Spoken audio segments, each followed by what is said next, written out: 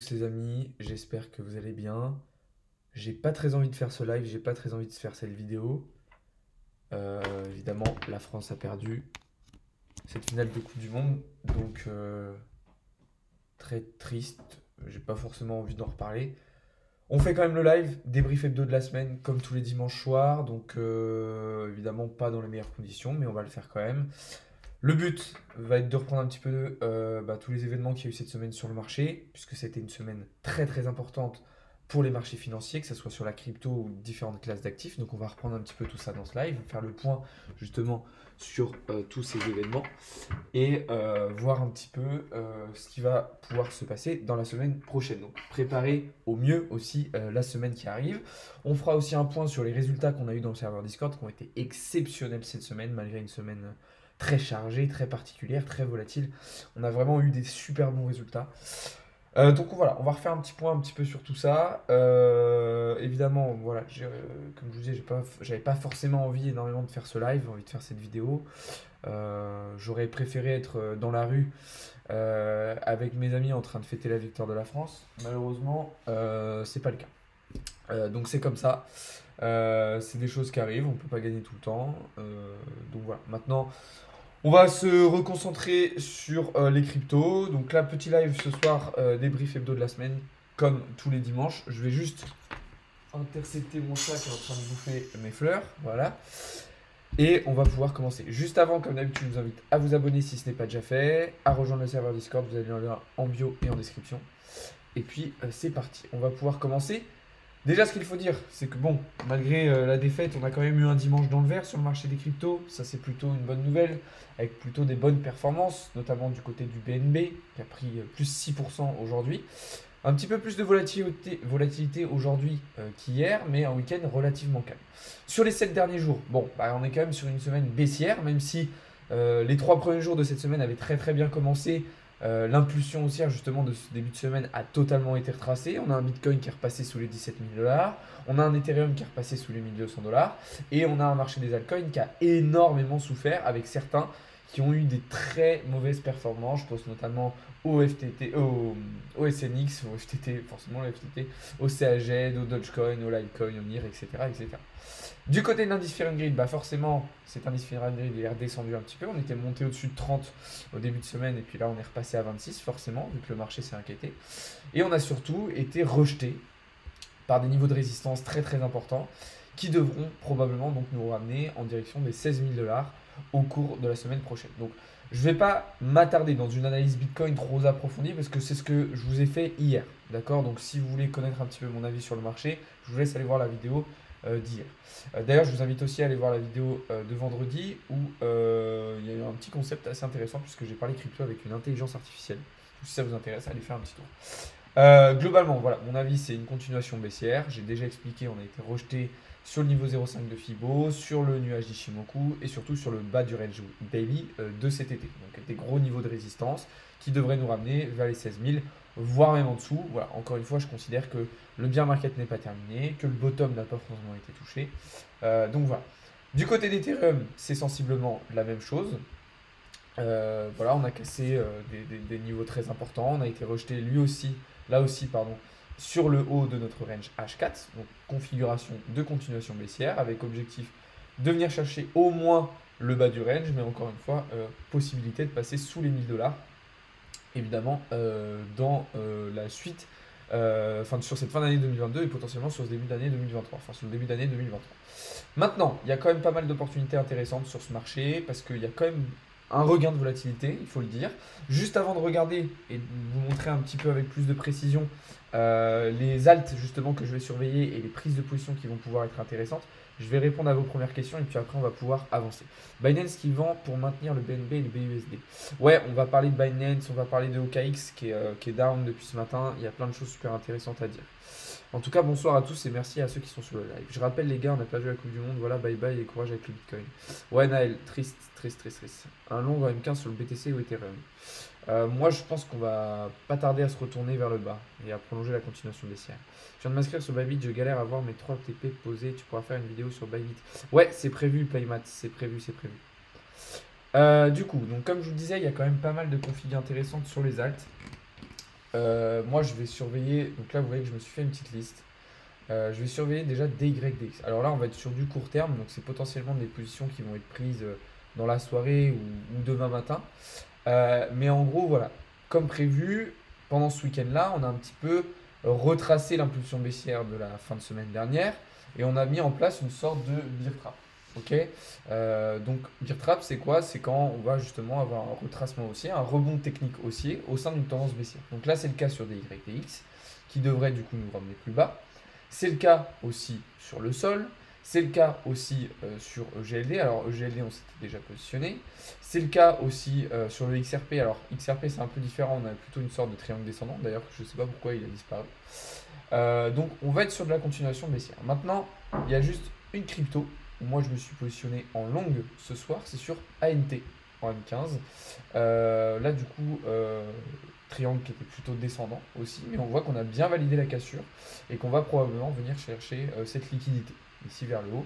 Alors attention, ça sera intéressant ici de clôturer 50% de sa position et puis de remonter son stop loss au prix d'entrée parce que vous voyez qu'une fois qu'on aura comblé cette zone de liquidité, peut-être eh bien que on repartira vers le bas.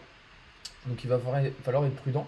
Mais en tout cas, il va y avoir pas mal d'opportunités du côté des altes. Alors je m'excuse 2 secondes parce que mon chat est en train de bouffer une plante et elle va encore être malade. Ah là là, les animaux. Donc voilà, il y a plein d'opportunités à saisir. Donc pour ne rien louper, ce que je vous invite à faire, c'est rejoindre le serveur Discord, puisque c'est là-bas que je vais vous partager toutes mes positions, toutes mes analyses. On va faire un suivi un petit peu tous ensemble de ce qui se passe. C'est quoi la liquidité? Alors quand je parle de liquidité, par exemple ici, c'est là où il va y avoir des prix d'entrée, des stop loss à venir chercher, justement pour récupérer la liquidité des personnes qui se sont positionnées. Et c'est cette liquidité qui va permettre au prix après d'aller dans d'autres directions, continuer à évoluer. Tu vois, la chute de l'Ethereum et BTC se fera dans la soirée ou dans le matin. Plutôt dans la nuit, en fait, je pense. Donc, soit en fait, on va down direct à l'ouverture de la session asiatique. Donc, peut-être dès 4-5 heures du matin. Soit ça se fera demain après-midi, du coup, avec l'ouverture des marchés américains. Donc voilà, j'ai copié tes indicateurs, mais j'ai pas le même rendu sur l'ordi. As-tu fait des réglages avancés? Alors oui, les indicateurs, au-delà de les utiliser de manière basique, il y a quelques réglages à faire dessus. Fibonacci, il faut bien mettre son graphique en logarithmique, accorder du coup son Fibonacci en logarithmique. Voilà, il y a plein de petits détails à ajuster. Tu penses quoi de GRT sur le long terme? C'est pas forcément quelque chose qui m'intéresse particulièrement. Boum, boum. Donc voilà, du côté des marchés financiers traditionnels du coup et de la bourse, on voit et on a assisté quand même à un beau rebond du dollar sur la fin de semaine dernière, ok, qui va potentiellement être capable de revenir du coup chercher cette zone de rechargement en direction des 110 $. Si c'est le cas, et bien évidemment les autres marchés comme Nasdaq, comme S&P 500, comme les autres devises ou encore comme le gold subiront du coup une correction, un retracement. Donc attention, puisque si un rebond se confirme vraiment sur le dollar, les autres classes d'actifs, elles, partiront vers le bas.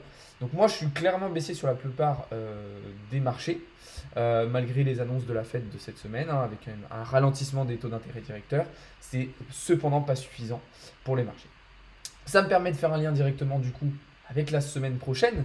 On va essayer de voir et d'identifier un petit peu quels vont être les événements importants à surveiller la semaine prochaine, enfin en tout cas à partir de demain matin.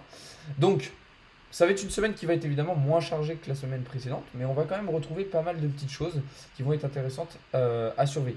Alors sur la journée de demain, pas grand chose, ok, on va avoir une journée très très calme, pas forcément beaucoup d'actualités, pas forcément de grosses news, et en tout cas pas des choses très très importantes. Mardi, même chose, ok, on va être sur une journée plutôt calme, avec pas forcément trop d'infos. Alors, il y aura des choses intéressantes à suivre. Par exemple, on aura un discours de la BCE mardi matin à 9 h. On aura quelques infos sur l'immobilier américain, mais rien d'extraordinaire. Mercredi, là par contre, ça sera un petit peu plus important. On aura en début d'après-midi du côté américain les indices du marché hypothécaire. On aura aussi pas mal de news, notamment avec l'inflation au Canada. Et là où ça va être intéressant à suivre, ça va être sur la deuxième partie de l'après-midi aux États-Unis. On va avoir en fait pas mal de news sur la production d'essence, les stocks de pétrole. Évidemment, dans le contexte de crise énergétique, c'est des news qui vont être intéressantes à surveiller. Ensuite, sur la journée de jeudi, là aussi, ça va être très très important de surveiller le côté américain puisqu'on va avoir beaucoup d'actualités avec le PIB trimestriel du troisième trimestre. Donc ça sera une news très importante à suivre jeudi 14h30. Évidemment, on sera en live pour surveiller ça. Et on aura aussi les inscriptions au chômage. Donc là, on va avoir une après-midi qui sera probablement très très volatile sur les marchés financiers. Et on terminera vendredi avec une après-midi, encore une fois, tournée du côté américain et canadien, puisque du côté du Canada, on aura le PIB sur l'année et on aura pas mal d'indices de prix à la consommation du côté des États-Unis, ainsi que les positionnettes spéculatives sur pas mal de matières premières et sur les marchés financiers traditionnels. Donc, un début de semaine qui sera plutôt calme, probablement sur les marchés financiers, mais ça devrait s'exciter à partir de jeudi après-midi. Évidemment, on sera tous ensemble pour suivre tout cela.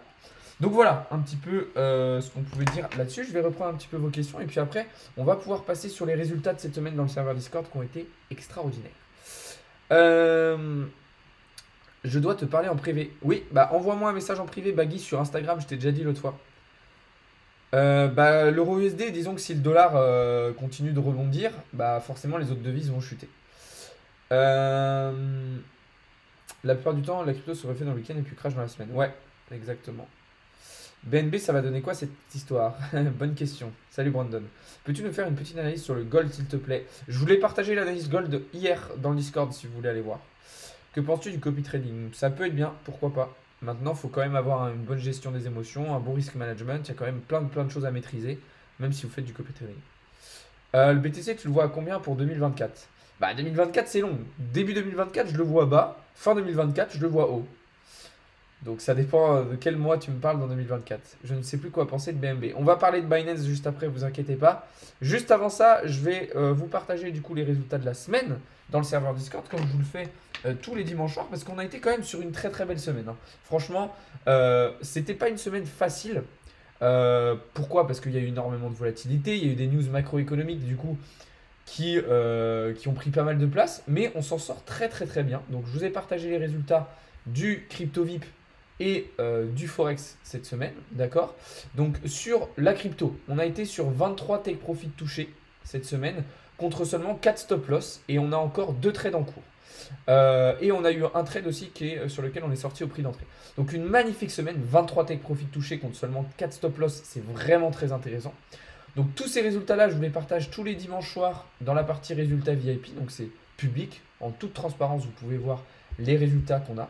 Il y a aussi les membres qui partagent leurs résultats. Donc là, vous voyez, 26%, 41%, 44%, 187%, 99%. Ils les partagent aussi des fois dans le crypto VIP. Hein. Là, on voit 154%. Là, on voit 8 $ de bénéf. Là, on voit 293 $ de bénéf. Donc bref, les membres partagent leurs résultats. Donc ça, c'était pour le côté crypto. Vraiment, on s'est régalé. Du côté Forex, ça a été un petit peu plus compliqué avec une semaine un peu plus mitigé. On a un trade qui est toujours en cours. On a eu 3 TP touchés et un stop loss. Donc on est largement en bénéfice. Mais ça a été une semaine un petit peu plus compliquée quand même. On s'est quand même bien régalé en short sur l'euro USD, hein, justement, avec comment dire, le rebond du dollar. Malheureusement, sur le dollar face au yen japonais, ça n'a pas été assez concluant et on s'est fait sortir notre trade. Mais en tout cas, une très très belle semaine, que ce soit sur la crypto ou le forex. Donc si ça vous intéresse, voilà, moi vous voyez, tous les jours je vous partage des trades avec un screen, des analyses, comme ça il y a vraiment un suivi en plus des lives. Il y a vraiment, vous avez accès à plein de choses. Hein. De toute façon, ce que je vous invite à faire si ça vous intéresse, c'est de rejoindre le serveur Discord, vous avez le lien en bio et en description. Vous allez ici dans la partie accès VIP et Premium et je vous ai détaillé les 2 offres. Et en plus de ça, je précise qu'en ce moment, l'offre Gold, donc qui vous permet d'avoir le Premium plus le VIP, est à moins 30%. Ça veut dire que si vous rejoignez d'ici Noël l'abonnement Gold, et bien vous aurez moins 30% à vie sur vos abonnements. Donc ça peut être cool. Et en plus, je précise qu'il y a aussi moins 40% sur les séances de coaching. Donc pour ceux que ça intéresse, voilà, en ce moment il y a moins 40% jusqu'à Noël justement sur les séances de coaching, donc quasiment du moitié prix. Pour ceux qui veulent un suivi personnalisé, un accompagnement personnalisé, ça peut être cool.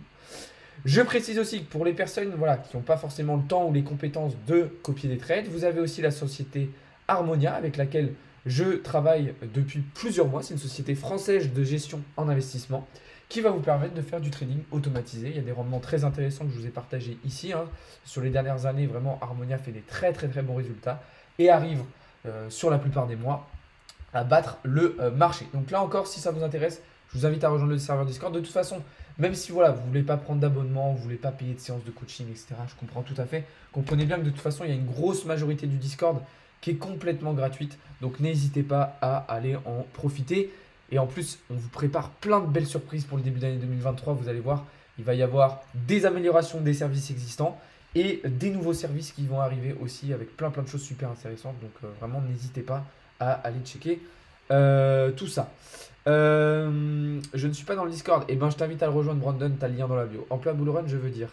Ah, en vrai, 2024, on peut le voir à 100 000 $, peut-être à la fin d'année 2024. Il va y avoir encore pas mal de choses qui arrivent début d'année. Ouais, exactement, Gauthier. Harmonia, c'est combien par mois de gains en réussite? Je t'invite à aller voir dans le Discord de Dolce Crypto. Et sinon, tu peux voir avec Gauthier. Gauthier, c'est la personne qui travaille avec moi sur la partie Harmonia. Donc, comme par exemple, Paul et Fatalis travaillent avec moi sur la partie trading dans le Discord. Et ben, Gauthier, lui, travaille avec moi sur la partie Harmonia. Donc, si tu as des questions, tourne-toi vers Gauthier. Il pourra répondre à tout ça. Tu connais Romain Bayeul? Oui, on se suit mutuellement sur Twitter. Donc, voilà. On va terminer avec quelques petites actualités évidemment intéressantes qui, je pense, vous intéresser. On va parler de Binance, mais pas seulement. Alors, déjà, ce qu'il faut noter, c'est qu'il y a énormément de FUD autour de Binance. Alors, je ne vais pas m'attarder trop sur le sujet parce que je vous ai déjà fait une vidéo début de semaine dernière sur justement la situation autour de Binance. Maintenant, ce qu'il faut noter quand même, c'est une grosse quantité d'argent qui quitte les exchanges depuis plusieurs jours. Ok, il y a vraiment une très grosse perte de confiance. Et ça se traduit et ça continue de se voir puisque depuis ce matin, on a l'exchange OKX qui est down. Donc les retraits et les dépôts sont bloqués. Alors étonnant puisque c'est le compte Twitter officiel de OKX avait été suivi par Elon Musk il y a quelques jours. Donc voilà, on pouvait s'attendre à quelque chose de plutôt solide. Alors ça ne veut pas tout dire, mais c'était plutôt un bon gage de confiance. Et donc là, le site OKX qui est bloqué. Ok, donc voilà, le bear market continue de faire sa purge, continue de faire le tri et de tester un petit peu tous les écosystèmes de l'industrie crypto. Donc c'est compliqué, c'est compliqué. Maintenant voilà, pour revenir à Binance, jouez la sécurité, soyez prudents, faites attention. On est quand même face à une situation un petit peu inédite. Donc voilà. Sinon, pour revenir un petit peu sur les principales news de la semaine, ce qu'il faut retenir, c'est évidemment l'inflation aux États-Unis qui baisse.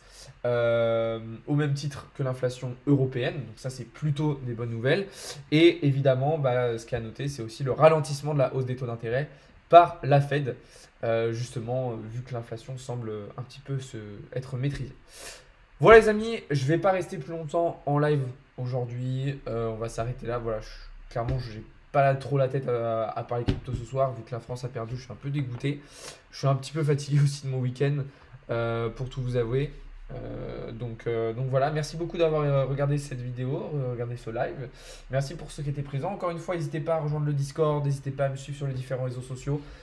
Pour le concours, en ce moment sur Insta et Twitter, il vous reste 24 heures pour participer. Il y a plein de beaux cadeaux, une télé, une clé de Jordan X, des cryptos, il y a plein de trucs de fou à gagner. Ok, donc let's go. Ok, il vous reste 24 heures si vous voulez des beaux cadeaux pour Noël. Il vous reste 24 heures pour participer. Vous avez les liens en bio. Ça se passe sur Insta et Twitter. Sinon, je vous donne rendez-vous demain matin, ok. Dès demain matin, rendez-vous sur Discord, sur les différents réseaux pour des contenus, des trades, des analyses, plein de choses à dire. On repart sur une nouvelle semaine. On oublie, cet après-midi et la défaite. Et puis on avance. Sur ce, bon courage à tous ceux qui reprennent le boulot demain. Bonne soirée à tous. Essayez de pas trop déprimer. On se voit dans le Discord de toute façon. Et puis voilà. Bonne soirée à toutes et à tous les amis. Salut, c'était Alex de Crypto Learning.